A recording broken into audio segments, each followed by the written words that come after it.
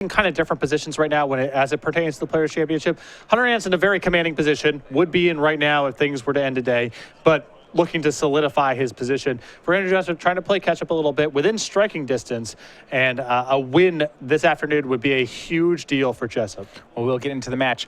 Andrew Jessup is on Abs on aggro. He's on the play as we go over to Hunter Nance.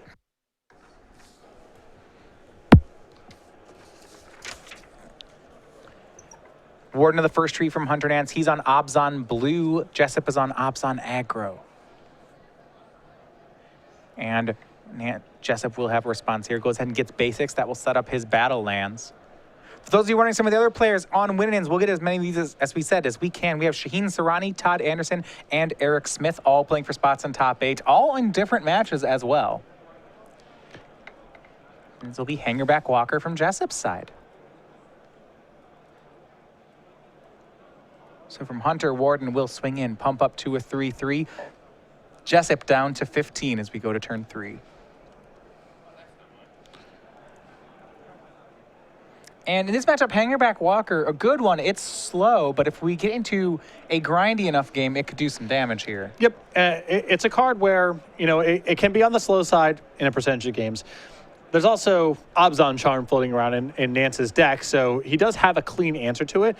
But if there's no Obs on Charm involved, Jessup does accrue a pretty substantial advantage over time. So for Andrew Jessup, and I do love this out of the Obs on decks, we start off on Forest Plains into, well, blue-black dual land. Why not? Basic Plains, Basic Forest, Underground Sea. Pretty straightforward opening. Hangerback Walker is going to pump up to 2, and now Dramoka's Command. And I like this from Andrew Jessup. It'll fight down Warden of the first tree. And I also like this play from Jessup because he's not trying to do too much here. This is a great opportunity to cash in Hangerback Walker and avoid the consequences of Obs on Charm if the Hangerback Walker sits in play for too long. Yeah, so we start turn 3. Hunter Nance has no board. Jessup has 3 Thopters. This looks pretty good from Jessup's side. We'll see if Nance has a response. He does not. We go back to Andrew Jessup. Very good against spot removal. Very good against Planeswalkers also. A good opening for Jessup. And here is a swing. 3 Thopters will put Nance down to 17. Andrew Jessup, we see 15th in the Players' Championship race, hoping to join his brother in the Players' Championship. Danny Jessup securing it with the Season 3 Points Championship. For Andrew, though, a top 8 would really be necessary. And he'll play Anafenza, Shambling Vent, and pass back. We'll see if Nance has a kill spell here. Would stand to reason this is a good spot for Obs on Charm, and Nance's list does play the full 4 copies. Just checking his hand to see exactly what duel he wants to get here. It'll be Canopy Vista. And not Obs on Charm, but close enough. It'll be Murderous Cut as he delves away the rest of his yard. Takes care of Anafenza and moves to turn 4. Now, despite the fact that Jessup is ahead here on the board, you have to remember in these Obs on mirrors, everything can be undone by something like Siege Rhino. Yep, although having a spread of 1/1 flyers here is so good for Jessup because Nance can't really play catch-up with spot removal spells. It's not a realistic way to answer these Thopters. If he's trying to play catch-up with cards like Siege Rhino, he can certainly do that, but then he's very vulnerable to spot removal spells from Jessup. Now, one of the different things I want to point out here in their 2 lists is that Nance, by playing Obs on blue, seems to have a lot more size on his side. In addition to 4 Siege Rhinos, he has this card, which is Woodland Wanderer. He's here as a 3 of. He's going to cast this as a 6/6 trample on turn 4. Good in a variety of matchups. Maybe not as best here, as we know, Obs on is equipped with a lot of clean answers to large creatures.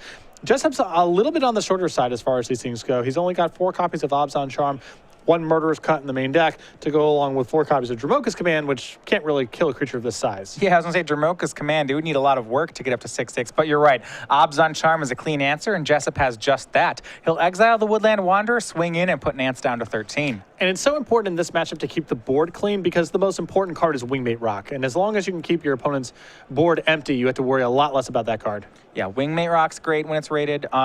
If they have a creature, then if you can keep their board clean of creatures, it also turns off cards like Dramoka's Command. For Nance, his follow-up was a 2/2 Hangerback. And we go over to Jessup. Jessup ahead on creatures, ahead on life points. Looking good here. We see if he can keep the pressure on.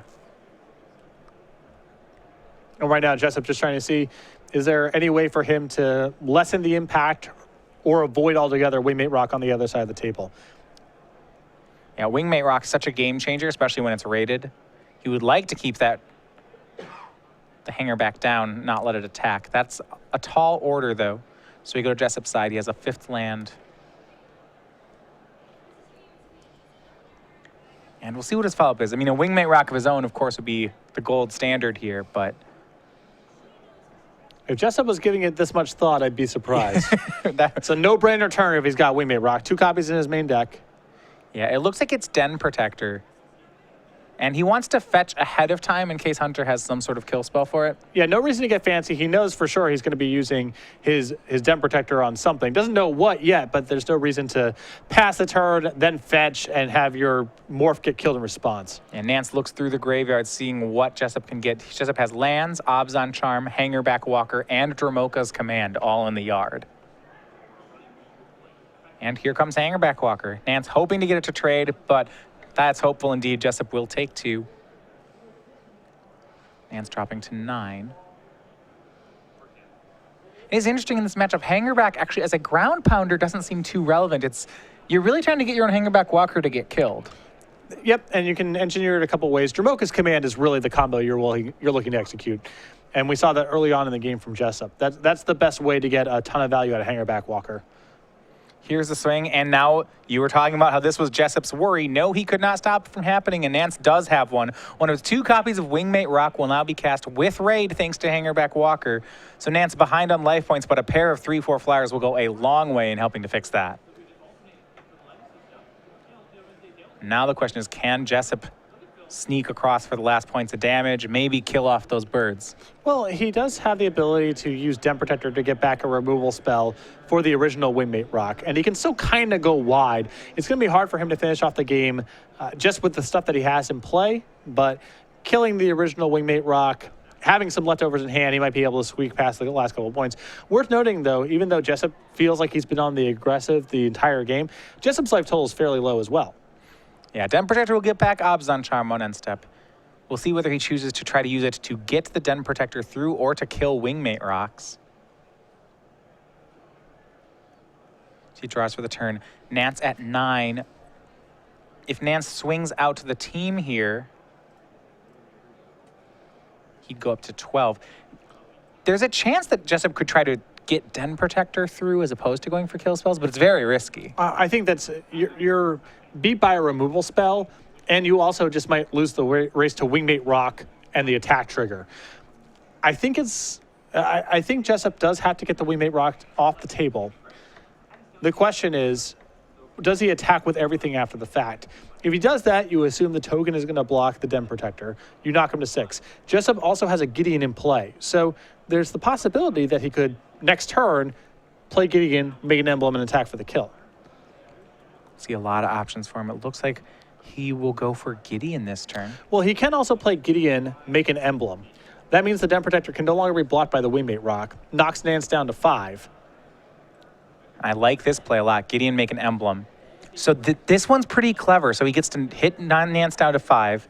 And keep in mind that if Nance taps out for something, Jessup can just simply use Obzon Charm perhaps to pump and just swing for lethal if Nance isn't careful. Yep, and Jessup gets a hit for 4 points of damage this turn, which makes up for the attack that Nance has on the way back. He can only gain 3 at maximum. That's if he's willing to attack with everything, and that's a pretty substantial risk with the amount of presence on the board Jessup has right now. Yeah, I really like this line by Jessup. It puts a lot of pressure on from a lot of different ways on Hunter. Also, I believe Jessup has another copy of Obzon Charm in hand on top of the one that he got back with the Den Protector. So this sets him up where if he draws the 6th land, he can flurry of pump spells, bunch of removal spells. There's a lot of good lines he can take. So we go back over to Hunter Nance. He's down on life points, but has 2 flyers. A lot of good stuff in hand. He does appear to have a copy of Dromoka's Command as well in hand. So he's going to start with a swing with the 2 birds. It's a life gain of 2. Nance goes up to 7. And Dromoka's Command is ideal here for Nance as it allows him to use Hangerback Walker to fight and trade with the Den Protector, breaks open the Hangerback Walker. Now he has a bunch of chump blockers against Jessup's Thopters and can really start applying a lot of pressure with Wingmate Rock, gaining some life on the way back. So what was the thought behind Hunter not swinging Hangerback Walker here if he's going to have it fight Den Protector? It's possible he's trying to go for some fanciness inside of combat, but that seems very risky to me. It's so good on the surface right now for Nance to just make the conservative play, trade with the Den Protector, and get the Thopters. You really just don't want something to go wrong when you go for that play. Yeah. It's going to pump Hangerback Walker. I suppose doing it this way, he gets one more Thopter for his trouble. I'm not sure if that's better than dealing 2 and getting another life. Yeah, remember, Den Protector is a 4/3. So, yeah, he can go counter on Walker, have it fight Den Protector, and because of that Gideon emblem, there'll still be a trade. Yep. 4 Thopters in play now for Hunter. So I suppose it was 1 life or 1 Thopter was his choice. And he went for 1 Thopter. And he'll pass back. Now, without his Den Protector, Andrew has far fewer ways to get those last points of damage across. Great plays here on both sides. We'll see which one. You know, I loved Jessup's line last turn, but Hunter with the counter here. Yep. I mean, Jessup, I like the line that he went for. It was very vulnerable to Dromoka's command. Nance had it, and now Jessup's in some trouble. Not safe to attack, even though his Thopters are 2/2s to Nance's 1/1s. He's got to be worried. He'd be taking too much in the air on the way back. He'll play Hangerback Walker on 1. Remember, that's a 2/2 thanks to the Gideon's emblem. The upshot, though, is, Jessup still has the Abzan Charm in hand. Nance can't make great attacks on the face of it. You assume Jessup goes ahead and uses the Abzan Charm to exile the Wingmate Rock. And then you got 3 2/2 flyers back on defense against 1/1s and 3/4s. It's not the easiest attack to make. And Nance has to be concerned about dying on the way back to a variety of things. Okay, all right. So, I'm on board. So Jessup can play the control strategy a bit. He can't beat an excellent hand here for Nance, but if Nance's hand is not great, he may not be able to punch through. Well, he's going to let Nance go to attacks, and when Nance enters combat, Abzan Charm will be cast on the original Wingmate Rock. But Hunter, he may have an answer here. Dromoka's command will have that Wingmate Rock fight down a Thopter and put a counter on one of his own Thopters. And then here's a swing with the team. So even if Andrew blocks the 2 biggest creatures, he's taking 3. He has to block both of them or he's dead. So he's going to lose. He's going to lose both his Thopters here. Yep. Yeah. Jessup's hand is forced by Hunter. And it looks like an Abzan Charm from Hunter Nance, perhaps, to put 2 more counters on will make it lethal. Game 1 over to Hunter Nance. It actually was not an Abzan Charm. It was a post-combat Rhino, but that'll do the trick. Yeah, it's the same deal. Jessup is forced to block with everything there. Nance sneaks across a couple points, and then Siege Rhino finishes it off. Wow. Tight play on both sides there, but it ends up in favor of Hunter Nance. He is up 1-0 on Andrew Jessup in the Abzan mirror here. Some slight differences, though. Jessup with more low-end creatures and Hunter with more size. Well, really what the game boiled down to is Nance found his copy of Wingmate Rock and Jessup did not. And in this kind of matchup, as long as someone isn't completely being blown out, Wingmate Rock's going to undo a lot of early advantages, and that's what you saw there. Jessup got off to a great start. When turn 2, Hangerback Walker, turn 3, Pump, Dromoka's command, got a Warden first tree, and Hunter's first and second turn for his troubles. But Wingmate Rock undid that early advantage. Or we'll go ahead and then look at the sideboards for both players as they have some things for the matchup. All right, first thing I'm focusing on, each player has a third Wingmate Rock. Those are no-brainers, but what else are they going to do? Let's start with Andrew Jessup. We've got 3 Duresses, 2 Transgress the Minds, 3 Silk Wraps, 2 Ultimate Price, 2 Self-Inflicted Room, a Search of Righteousness, a Tassiger, and a Wingmate Rock. I think the 2 copies of Self-Inflicted Wound will come in here, as will the copy of Tassiger. I think Ultimate Price there's just too many targets it doesn't touch in this matchup. Silk Wrap is a possibility, and it's a good answer to Hangerback Walker. It's a little suspect to target other threats with because of the presence of Dromoka's command, but because of Hangerback Walker, it's likely to come in here as well. Yeah. On Hunter Nance's side, we looked at some of these things. You said, so Wingmate Rock comes in. How do we feel about cards like Tragic Arrogance, some of these bigger sweepers in the matchup. I think Tragic Arrogance is going to be very good here. It can be good in a lot of winning positions. If one of your creatures in play is a hanger back walker that has grown, it can also catch you up from a lot of losing spots. So I think Tragic Arrogance is definitely going to come in for Hunter Nance. We've already talked about the additional copy of Wingmate Rock. Past that, you have options like Silk Wrap, the additional copy of Dromoka's Command, capping out on Den Protectors in anticipation of a longer game, and Disdainful Stroke to keep Jessup off of his larger plays, especially Wingmate Rock. So I think Nance gets a little bit better of it in the sideboarded games. Yeah, when I look at this, what it feels to me is that Andrew Jessup is obs on aggro, and that Hunter Nance boards into obs on mid-range or even control here. Yeah, Nance is definitely better situated for a longer game. And because the spells that Jessup are bringing in to swing the matchup here are one-for-one spot removal spells, that doesn't really bother Nance that much. He's happier to play that sort of game when he's got bigger trumps like the counter spells and the 2 copies of Tragic Arrogance. All right, so some updates on the other Players' Championship players playing for top 8 here. We had both Shaheen Sarani and Todd Anderson having to try to get by Eldrazi decks to make it into the top 8. Each of them lost game 1, but as we talked about, we watched Todd really clinic last round how to do that. Shaheen, in much the same way, won the first sideboarded game, and we'll see if both of them can really execute their lose game 1 and then obliterate post-board games in the matchup. I think both players would tell you the same story about their deck. Their game 1 against Eldrazi is very poor. I'm not going to say unwinnable, but it's a huge hole they're in, and they're looking to catch it all up post-board with a mixture of infinite obliteration, counter spells, and just try to lock the Eldrazi deck out of the game. Yeah, update. Both Todd and Shaheen taking game 2 after dropping a game. Both are in game 3s. If one of those is still going on, we will try to get to that one as well. The Eldrazi are great when you're unprepared, but if you can prepare for the Eldrazi invasion, then you stand a chance. You can see Ross Miriam in the background there behind Andrew Jessup. Definitely a rooting interest in this game. Not sure for whom, but with all the Players' Championship implications here, he's definitely an interested party. Talking to Ross about it, I think Hunter Nance is getting a big enough lead here that some of the players may be okay. You may just let him run off into the distance, get his Players' Championship invite. If a player like Andrew Jessup wins this open, that complicates things a lot as another player now enters the race. Yeah, you're happy to let the people that are already out in front of you run away and have the people behind you stagger behind a little bit. So I would guess that Ross would prefer for Hunter Nance to win this one. Well, that may just happen. Hunter Nance has a turn 1 Warden of the first tree. He's also up a game in a matchup that we both like for him. Yeah, I like his sideboard quite a bit here. Counterspells and Tragic Arrogance are just 2 options that are better than anything Jessup brings to the table. So we'll go back to Jessup. I believe he does have a removal spell for Warden of the First Tree. Remember, he has self-inflicted wounds in his board. Card, though a removal spell, it's at its best when Andrew's ahead on the board. It's the kind of card that lets him get ahead and then really stay ahead. Mm-hmm. And with Jessup being the aggressor here, self-inflicted wounds, these couple points do matter a lot from Jessup's side of the table. I think the late game, Nance has a pretty substantial advantage. Yeah, those sweepers are so good. And we'll see from Jessup Silk Wrap for the Warden of the First Tree. Wants to save the self-inflicted wound for something like Siege Rhino that he can't kill with Silk Wrap. Now, Silk Wrap to me seems dangerous in the matchup. It's very efficient, but this really powers up your opponent's Dromoka's commands. I think the saving grace here for Silk Wrap is it's a very clean answer to Hanger Back Walker, and you don't care about Dromoka's command.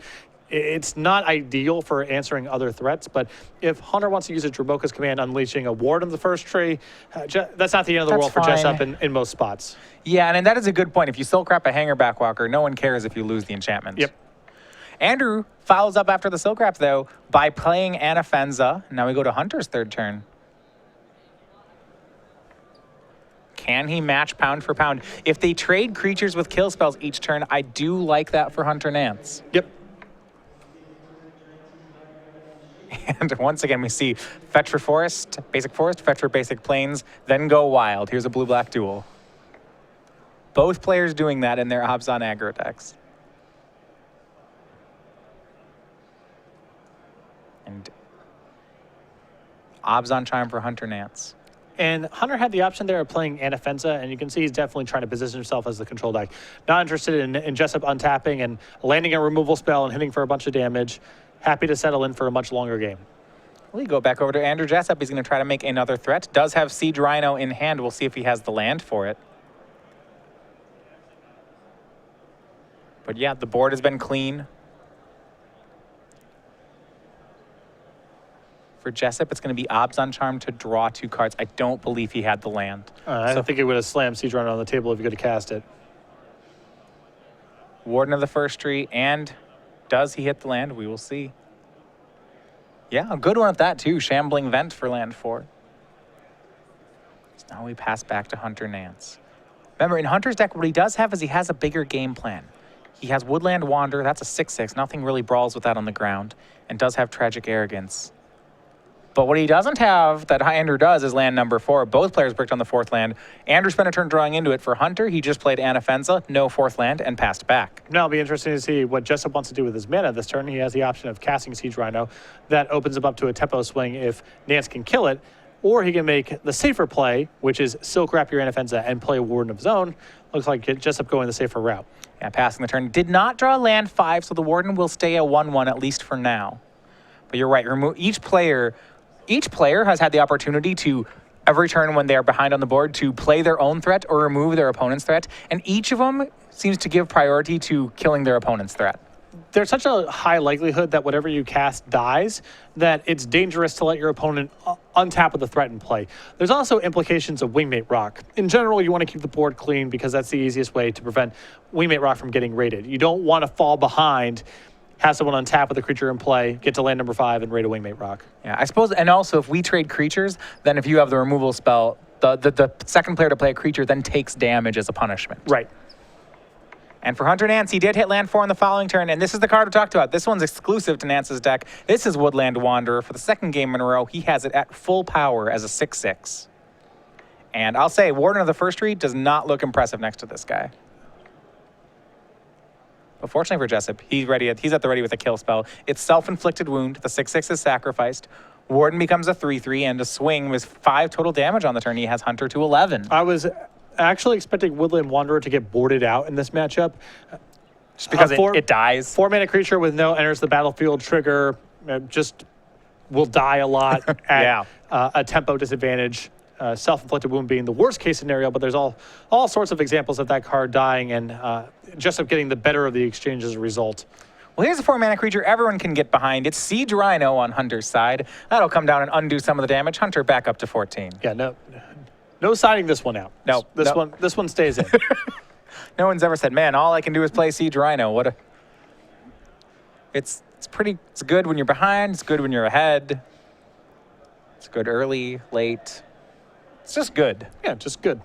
And in a matchup that's a lot about things trading and everything just kind of dies, something with a powerful enters the battlefield trigger is very valuable. And are really overloaded on removal here. Looks like he may have another Self-Inflicted Wound, a Surge of Righteousness.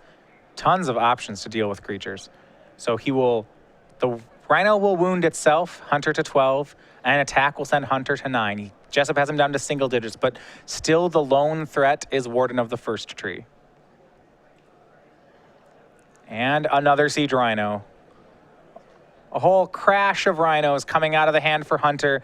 And this is the punishment. Even when you kill Siege Rhino, every single turn when they play it, you look at the life totals and you know, Jessup's not making progress. The enters the battlefield trigger is just so good. Yep. Especially with Nance trying to buy time here, get some more mana in play, get to his larger plays.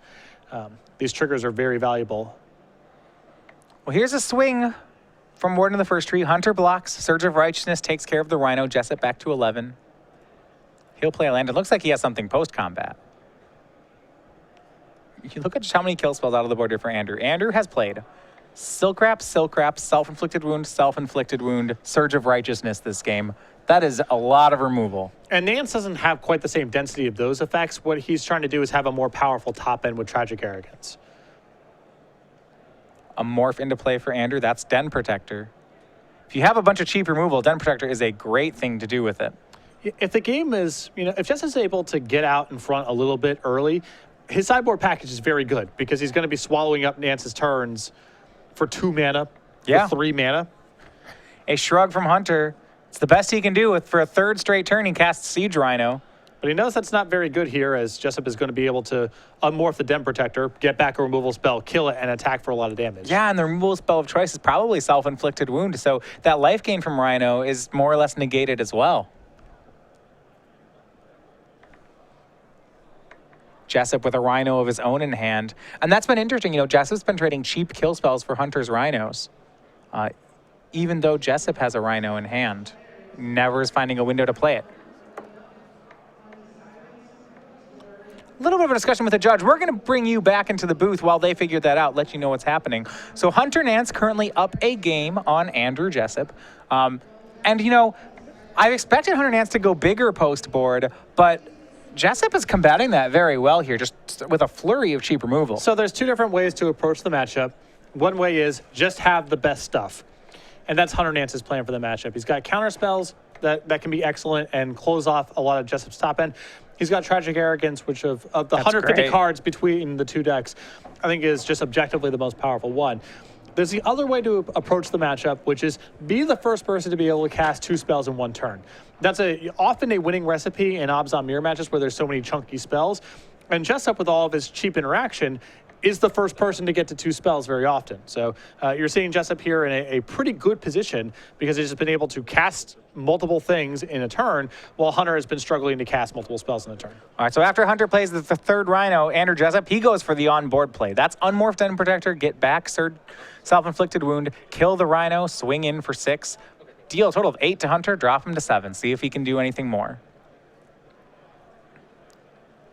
You know, and you really pointed that out, that 2 spells per turn thing is so relevant. Jessup played a kill, so every turn has been Hunter plays a creature, Jessup plays a kill spell. Has been actually every turn, except for one of those turns, Andrew played a Silk Wrap and a Warden. He had a second spell. The next turn he played another kill spell and pumped Warden. And that 3 damage just carried over every single turn. On top of that, you saw the turn where he was able to kill a Siege Rhino and get a Morph face down. The next turn, the Den Protector unmorphed, got back a removal spell. Not quite 2 spells in 1 turn, but at least made a threat much better and answered Hunter's turn.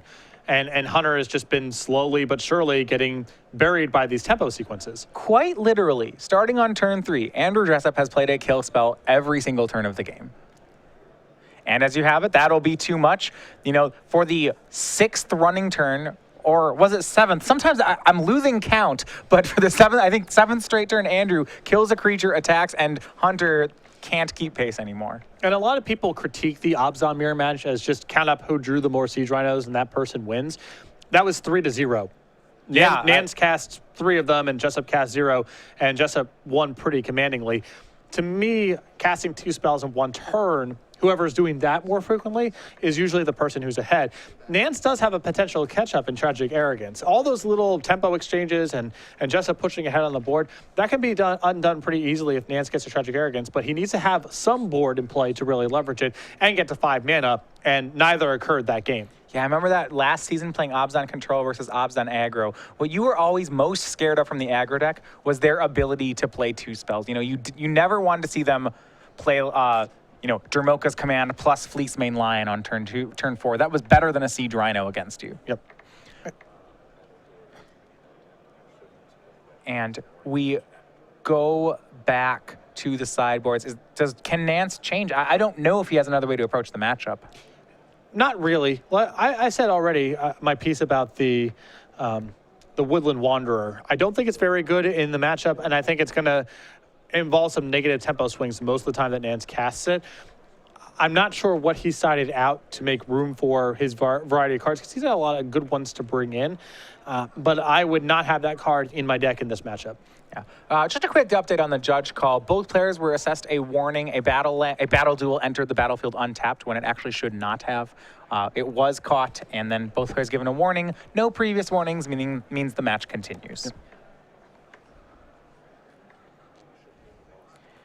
And some updates from across the field. Todd Anderson with a win. That puts him into top 8. Once again, dropping game 1 to Eldrazi, and that is it. Takes both the sideboarded games. So we will see him in the top 8. On Shaheen Sarani's side of Esper Control, got one of the post-board games, but the unlosable matchup turned out to be losable. Shaheen picks up a 4th loss and a top 16 finish. It's hard to have an unlosable matchup when you're giving away game 1.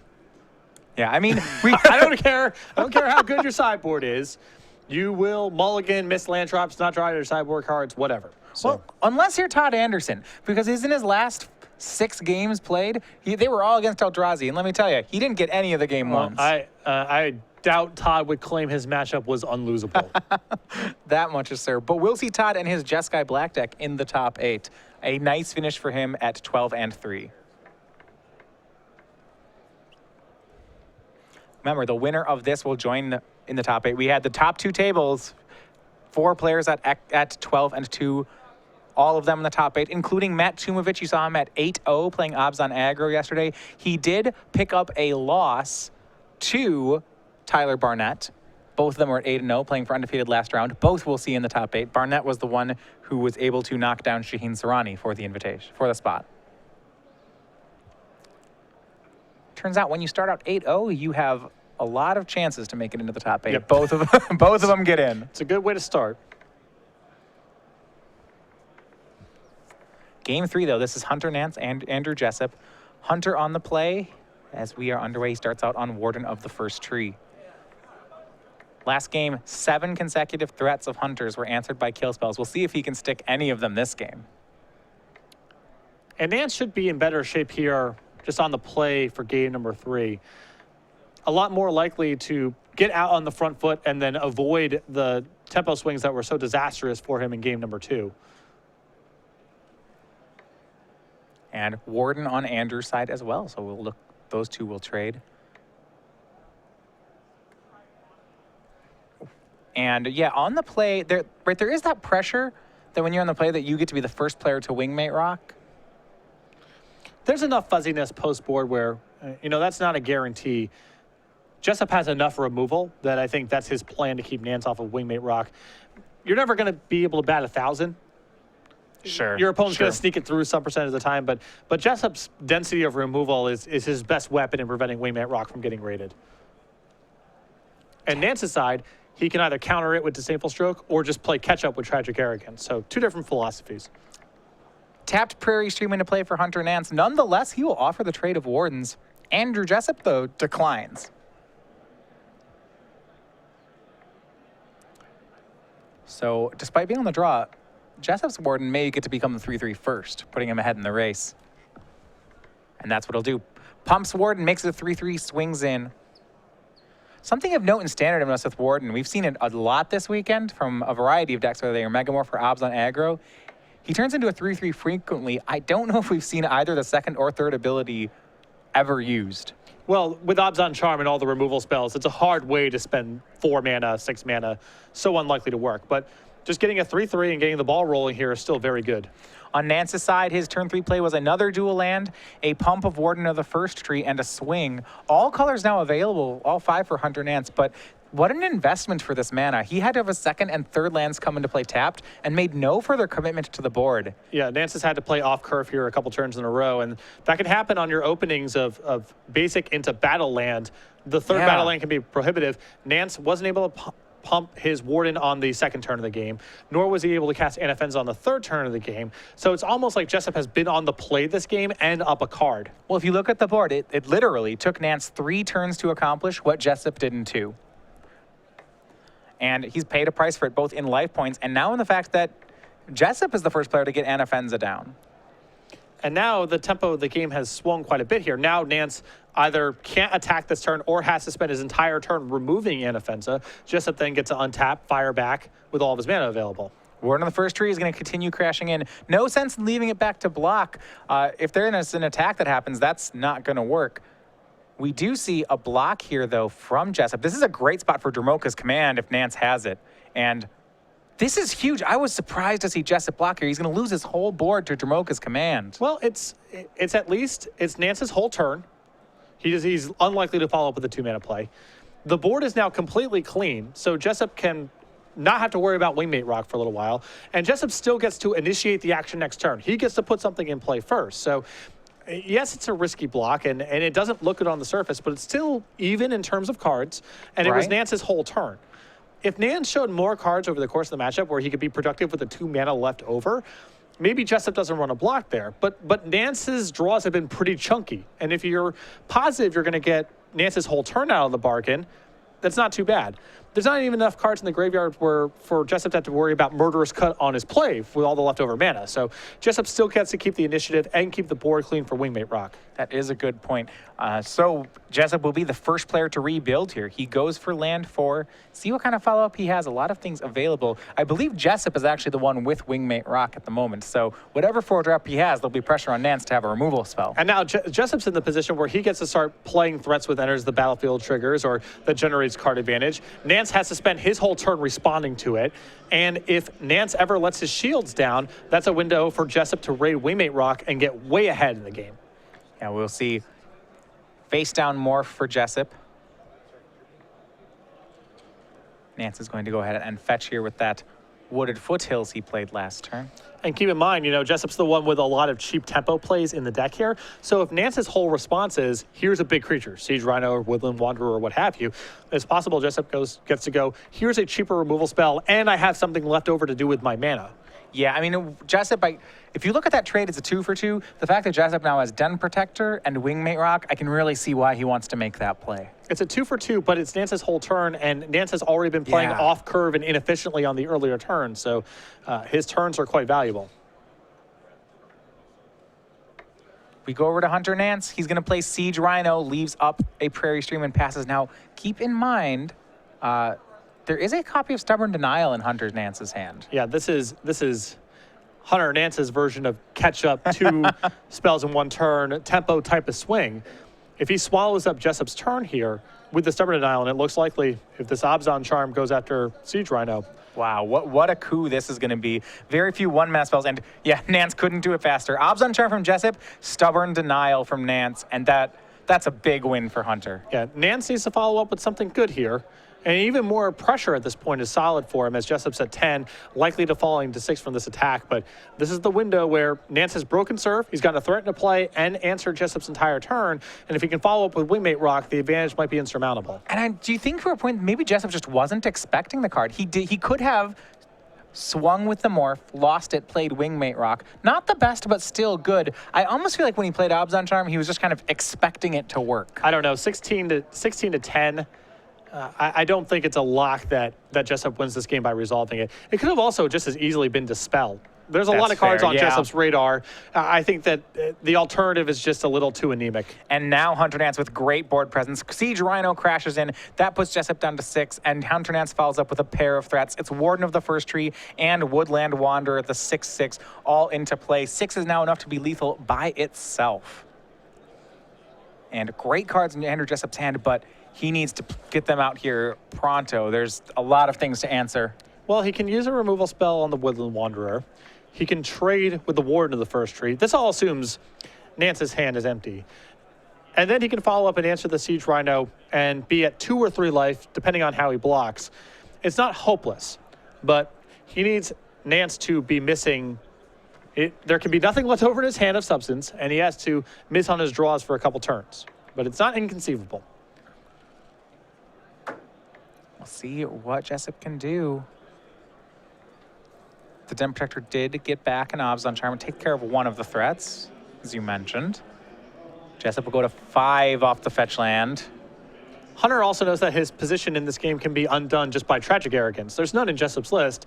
Nance doesn't necessarily know that, so even though he's way ahead and that Stubborn Denial turn was great, he can't feel too comfortable because Jessup could undo this advantage in a variety of ways. Yeah, well, last game he saw such a flurry of cheap kill spells from Andrew. He saw multiple Silk Wraps, multiple self-inflicted wounds.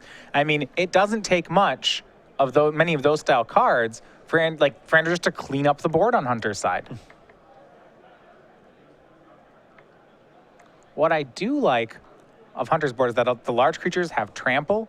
That certainly will help. We see Andrew uses the Abzan Charm on the Woodland Wanderer. It's going to Silk Wrap the Warden of the First Tree. That's that stream of removal we were talking about. But the last land in play is not black. No threat of Murderous Cut. And now at 5, Jessup's got to decide if he wants to swing with Den Protector. If he's not blocking, he might as well be attacking. But this is a commitment of going to 1. Yep. Well, the question is, can you beat anything? Yeah, this will leave him dead to Abzan Charm, to Siege Rhino. He was likely already dead to those cards. That's my philosophy, too. I think that it's very unlikely that there's any spell that you can beat by holding your Den Protector back that you can't beat by attacking. Yeah, he's already dead to a removal spell. He's dead to Obzon Charm. He's dead to Siege Rhino. He's dead to Dromoka's Command. Might as well just accept that fate, and that's what he does. Swings, plays Warden of the First Tree, and we're on Hunter's side. Here's a very quick swing. I believe he has the Obzon Charm. Maybe not. No, he's going to 1.